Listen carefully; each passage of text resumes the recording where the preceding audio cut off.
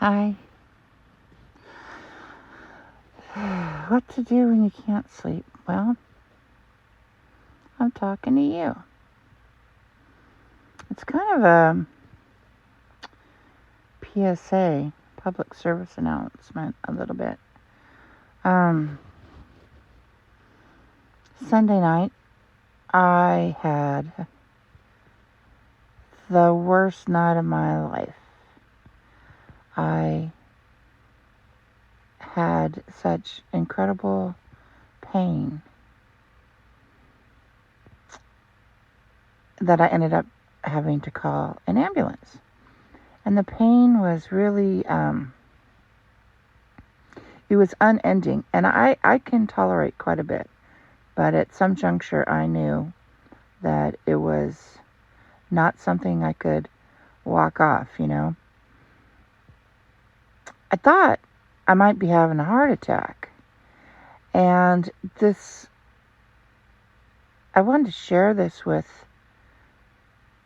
folks because the common indicators of heart attack that we're used to hearing are the common signs of heart attack in, I think, white male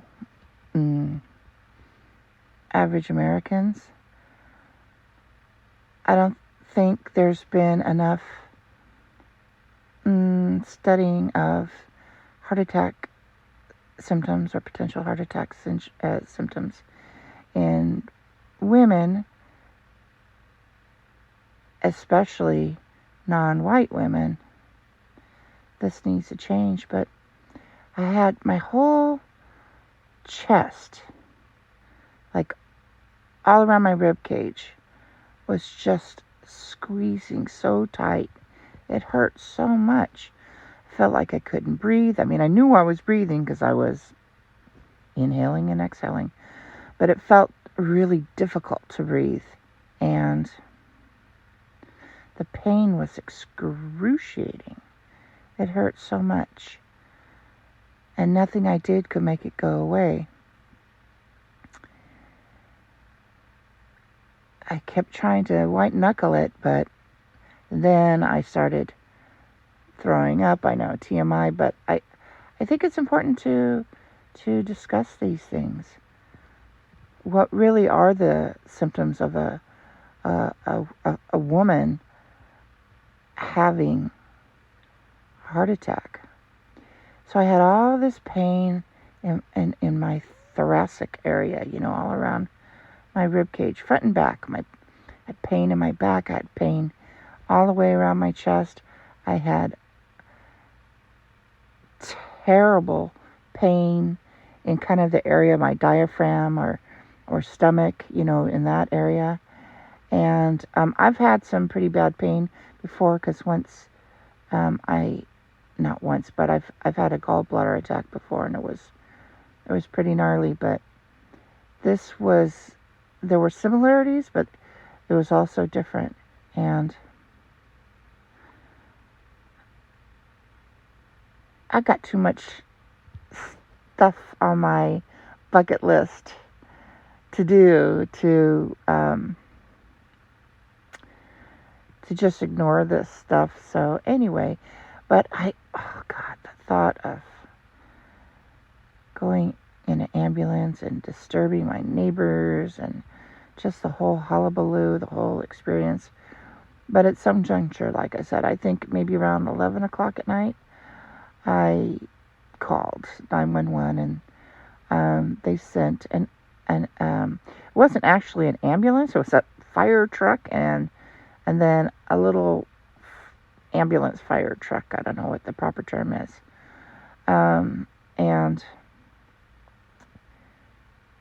I explained to them, just like I had on the phone to 911, the symptoms I was having. And they loaded me into the ambulance fire truck and gave me nitro and had me chew some chewable aspirin, which was, when you're And oh, God, I threw up so much and so hard. Oh. And I thought, oh, God, I can't get that down me. And they're like, you have to. They made me. Anyway, they gave me something for the vomiting, but that never really stopped. And the pain never really stopped. And then I was waiting for a long time in the hallway at the hospital, waiting for a bed, and they just weren't able to give me anything to help with the pain or the vomiting.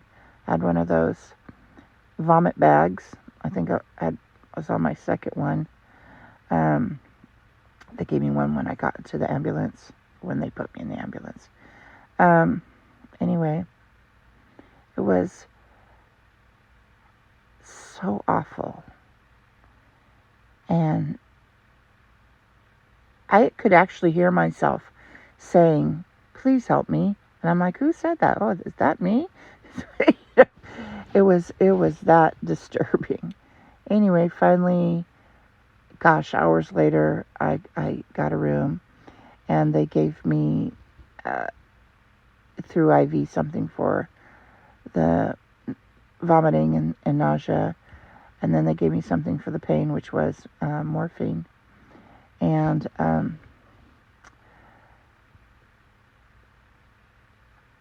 whatever they gave me IV for the vomiting and the nausea and the pain, it worked. It helped immensely. But they did a CAT scan. I think that's what it was. They put something in the IV, and then they put me in the tube. And pretty much everything that they tested for came back normal or fine. And so the doctor ended up saying that it was probably gastroenteritis. And so they sent me home with a prescription. Well, they didn't send it home with me. They sent in a prescription for me for critters, some kind of antibiotic or something, and then something for the nausea and vomiting. And I was so embarrassed, though. I was so embarrassed, like 2 o'clock in the morning, or maybe 3 or 4, I don't even remember, when the doctor came in and said, okay, well, we've looked at your blood sample results and your CAT scan, et cetera, and it's not gallbladder, it's not a heart attack, but it's a good thing you came in, because it could have been. And I mean, yeah, I'm glad it was gastroenteritis, probably something I ate, and I did have ceviche and fish tacos for dinner. So maybe, it could have been spoiled seafood. That's probably really what happened. But I'm telling you, and that's so weird to have, because I've had food poisoning. Not that food poisoning and gastroenteritis are exactly the same. I don't know. But, I mean, they didn't say it was food poisoning. They said it was gastroenteritis. But I was so embarrassed, because I'm like, God, all of this drama for a stomach bug. And the doctor, I was so embarrassed. And the doctor said, well, you did the right thing, because a lot of the symptoms that you're having can also be symptoms for a woman having a heart attack. So she said a couple of times that I did the right thing. And, I mean, I lasted as many hours as I could with just unbelievable, unrelenting pain. I just had to give up and go. And there was no way I could drive myself. I'm vomiting. I'm in terrible pain. There's absolutely no way I could have driven. It would have been just ridiculously irresponsible of me. But I just wanted to share all of this because it could have been a heart attack. And the symptoms are similar. And I was reassured both by the doctor and the nurse, and also the guys on the fire truck ambulance who took me in, that it was really the smartest thing to do, because on the worst side it really could have been a heart attack, and on the other side I still was extremely ill and needed medication, which I have. So I guess I'm just wanting to say that as a female, we really shouldn't depend on the quote-unquote classic signs of a heart attack, because those classic signs really, as I understand, came from studies on white, middle-aged American males. And it's important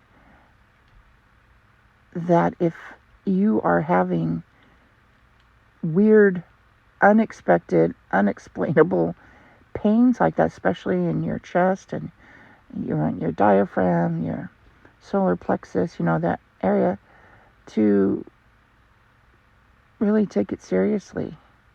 Because what if I had just decided I'm just going to keep trying to white knuckle it, and it really was a heart attack? So anyway, just a public service announcement to my lovely peeps that it's not worth the risk. It's not worth finding out the hard way, or never finding out at all because you just moved on to the other side at home. So I don't know, I'm just babbling now, but I did want to tell you that if you're a female and you're having these kinds of pains and stuff, to not assume that it's not actually a heart attack. Better safe than sorry. And even though it wasn't a heart attack, which is fantastic, I'm so glad, and that my ticker is working as it's supposed to, I am exhausted still from that whole event. But anyway, all right. Well, I just want to share that with you. Take care, be well, and pay attention to what your body's telling you. All right. I try to sleep now, but I don't know, man. All right. Ta-ta for now.